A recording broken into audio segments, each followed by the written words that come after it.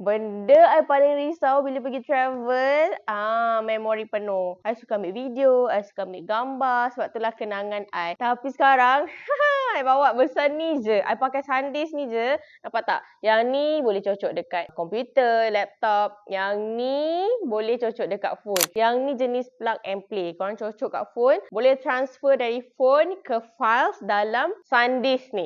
Yang ni kan, dia ada dua bahagian. Yang ni untuk phone, satu untuk laptop. Lepas tu, dia sangat kecil. Dia besar ibu jari I je. Jadi senang nak bawa ke mana.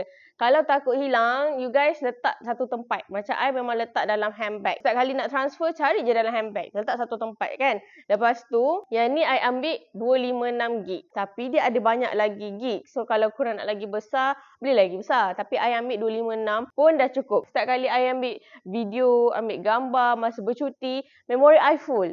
So, I dah tak risau. I bawa je sebab benda ni always akan ada dalam handbag I. So, kalau korang jenis suka record kenangan, you guys kena ada satu macam ni. Senang, cepat je. So, balik rumah, I akan ambil SanDisk kecil ni, I akan transfer ke hard disk ataupun laptop. Easy right? Plug and play. Tak payah susah-susah. Cocok kat phone, transfer. Senang kan? So, kalau korang suka record memori macam I, korang kena ada satu.